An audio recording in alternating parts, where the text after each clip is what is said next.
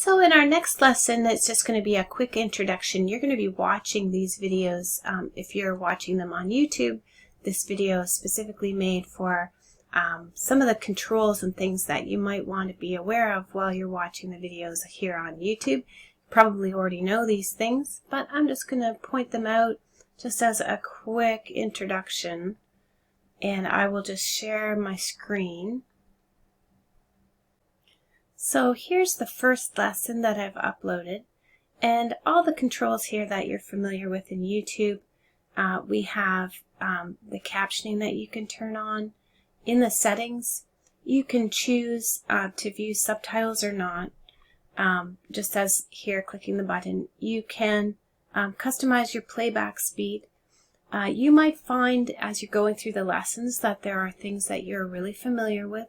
I would often play those back rather than just skip some of the videos or blow off some of the lessons.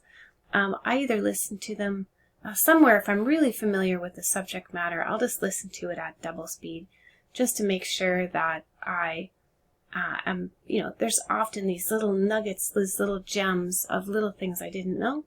But I don't, if it was registering a domain name, I've registered hundreds of domain names. I'm pretty sure about that process.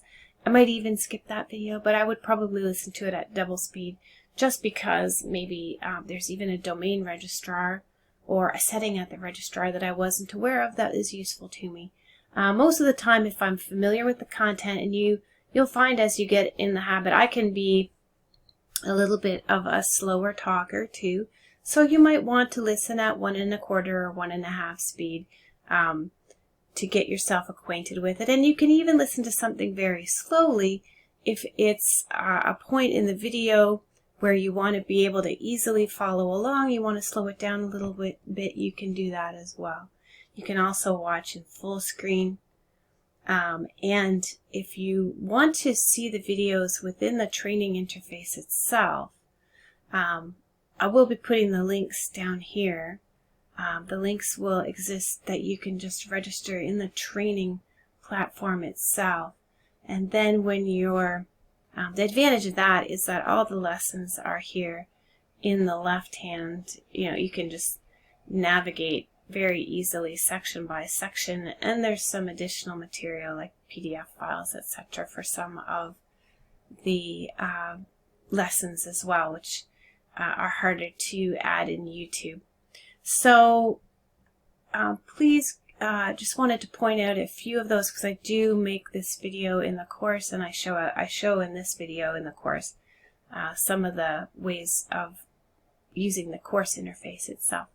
But thank you for watching this in YouTube, and the next few lessons that we're going to talk about, I want to introduce what scenario you're facing, which is, are you doing a full redesign? Are you starting from scratch with nothing?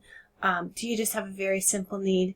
And the next videos that I'll be making and uploading will help point you in the direction, because here in the training interface I do have I have it set up so that if you're making a one-page site or a full site, that you can choose the section that's the most relevant for you, and I'll look at how best to organize that for us here in YouTube as well.